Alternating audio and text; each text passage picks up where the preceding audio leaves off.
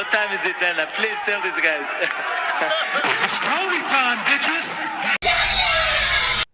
Oye, chicos. Once again, welcome to Tony's MMA Corner. I'm your host, Tony Montana.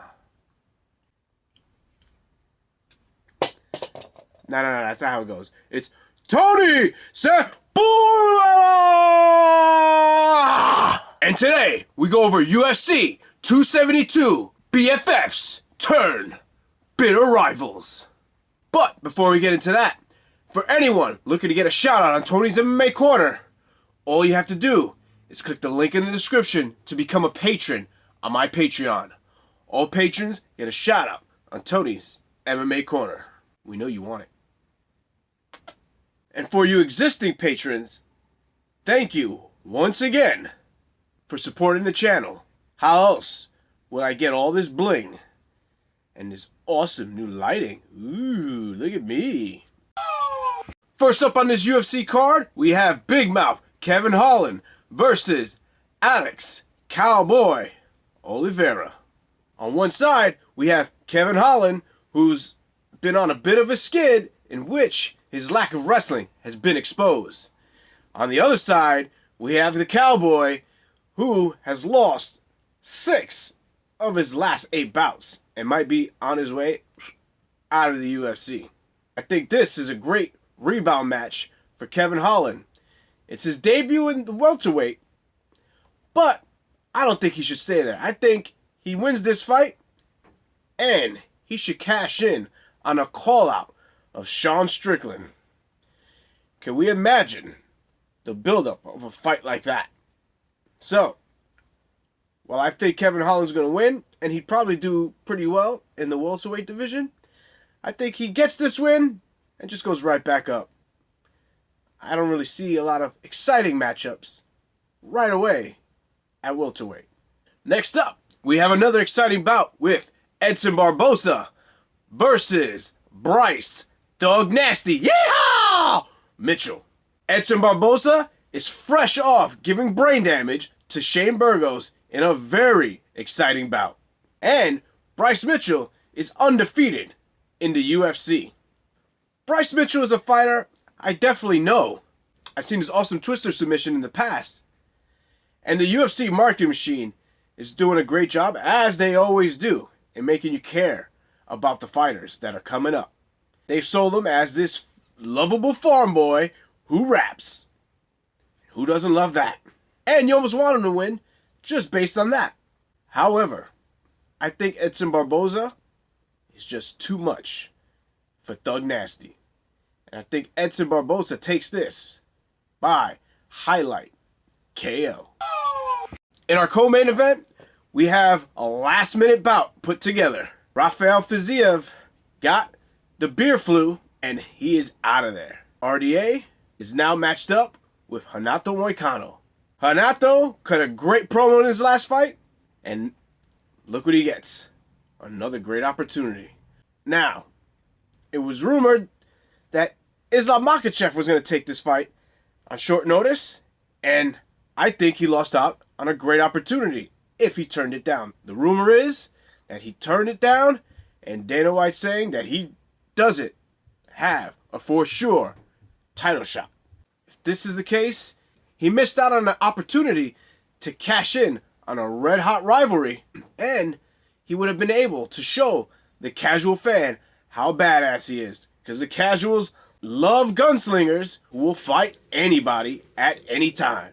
As far as this bout goes, RDA is a grizzled veteran who I think outperformed what I thought was his potential in the UFC by becoming the lightweight champion. Hannato Moicano, after being knocked dead by Fiziev, has grinded out 3 submissions. I believe in momentum, and I believe that momentum is on Moicano's side.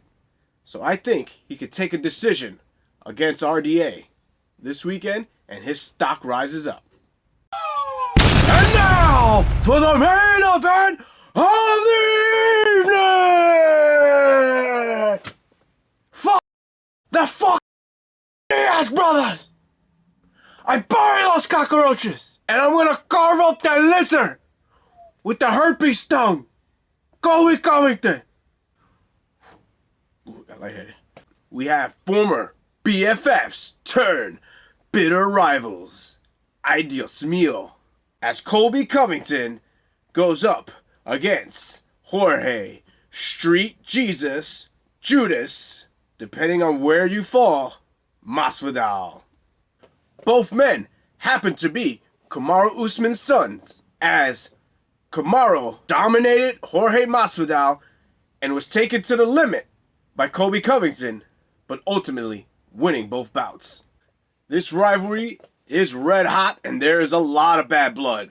There's been an incredible amount of trash talking between these two, with each gentleman exposing the other guy. On Jorge's side, he's claiming he's going to put Colby Covington in critical condition after this fight. On Colby's side, he's been going scorched earth and attacking everything. He's bringing in baby moms, kids, everything. He is just going in on Jorge Masvidal. Now, to me, Masvidal has a point. I don't think Colby Covington talking about his family sells any extra pay-per-views. However, as far as warfare goes and getting in to a fighter's head, I think it's one of the commandments in the art of war that baby moms is fair play. Look it up. Both gentlemen have been bringing up gym stories about who beat up who in sparring sessions. And in the immortal words of Allen Iverson, we talk it practice. So I don't think that that's going to play too much of a role in who wins this fight. Jorge Masvidal has promised a lot of violence, and I hope he brings it. Because in his last bout with Kamaru Usman, he said the same thing, and the violence was brought to him. But I think if he could pressure Colby Covington, he certainly has a chance. He also claims that Colby Covington doesn't have the heart. I'm going to have to disagree with him on this one. Because in the Kamaru Usman fights with Colby Covington, he showed a tremendous amount of heart. Especially in that second one, where you can argue he might even won that fight. Not a lot of people are going to argue it, but you can argue it. Masvidal is one of my favorite fighters to watch, and he had a great run. But I think Colby Covington just has more tools to win this fight. So, as hard it is for me to pick between these two fighters, I am going to go with Colby Covington to win a decision in what I hope and what I think is going to be an amazingly violent battle between these two gentlemen. And the real winner will be us, fans of violence. Well, guys, let me know in the comments who you think is going to win. And I'll see you guys next time on Tony's MMA Corner. 3 pieces of soda.